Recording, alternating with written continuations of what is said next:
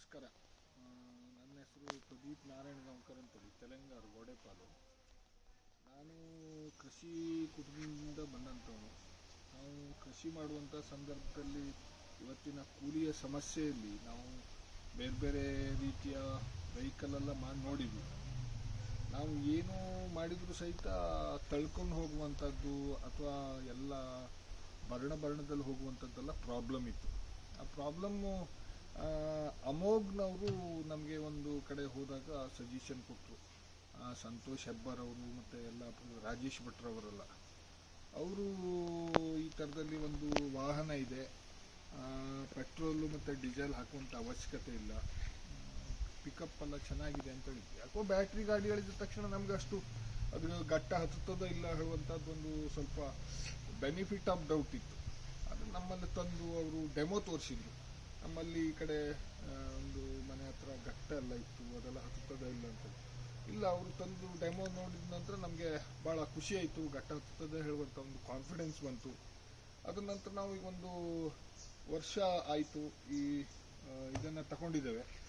ಇದು 6 quintal capacity with lifting ಇದೆ. ಇದನ್ನು ನಾವು ಅಡಿಕೆ ಕೊನೆ ತುಂಬಿದ್ದೆ ಲಿಫ್ಟ್ ಮಾಡ್ಬೋದು. ಒಂದು 7-8 ವಜ್ಜೆ ಅಡಿಕೆ ಕೊನೆಯನ್ನು ಹಿಡಿತದೆ.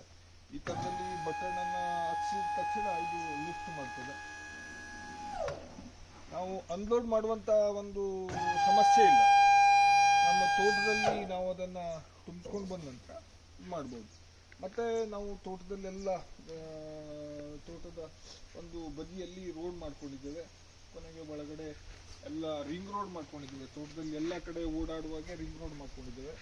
ಮತ್ತೆಲ್ಲ ಬರಣದಲ್ಲಿ ಅದು ಹೋಗುವಂಥ ಒಂದು ಅವಕಾಶ ಇದೆ. ಅದರ ಸ್ಪೆಷಲ್ಲೇ ಅದು 3 ಗಾಲಿ ಇರೋದ್ರಿಂದ ಅದು ಎಲ್ಲ ಬರಣದಲ್ಲಿ ಹೋಗ್ತದೆ. ಮತ್ತು ಲಾಪ್ ಆಗುವಂಥದ್ದು ಭಾಳ ಕಡಿಮೆ ಇದೆ. ನಾವು ಒಂದು ಕಡೆ ಒಂದು ಕೆಂಪು ಕಲ್ಲು, ಚೀರೆ ಕಲ್ಲು ಏನು ಹೇಳ್ತೇವೆ, ಆ ಕಲ್ಲು ಸಹಿತ ಒಂದು ಗಾಲಿಗಿಟ್ಟು ಗಾಡಿ ಹೊಡೆದು ನೋಡಿದ್ದೇವೆ. ಲಾಪ್ ಆಗುವಂಥ ಪ್ರಮಾಣ ತುಂಬ ಕಡಿಮೆ ಇದೆ. ಒಂದು 20 ಬುಟ್ಟಿ ಗೊಬ್ಬರ ಹಿಡಿತದೆ. ಒಂದು ಕೃಷಿ ಕುಟುಂಬದಲ್ಲಿ ಇದನ್ನು ಭಾಳ ಉತ್ತಮವಾಗಿ ಉಪಯೋಗಿಸ್ಕೊಳ್ಳಿಕ್ಕೆ ಅವಕಾಶ ಇದೆ. ಮತ್ತು ಇದರಲ್ಲಿ 2 kV ಬ್ಯಾಟ್ರಿ ಇದೆ. ನಾವು ಮದ್ದು ಹೊಡೆಯುವಂಥ ಮಷೀನಿಗೆ ಅಳವಡಿಕೆ ಮಾಡ್ಬೋದು, ಚೈನ್ ಸಾಗೆ ಅಳವಡಿಕೆ ಮಾಡ್ಬೋದು, ಒಂದು ಲೈಟಿಂಗ್ ಸಿಸ್ಟಮನ್ನು ಹಾಕ್ಕೊಳ್ಬೋದು.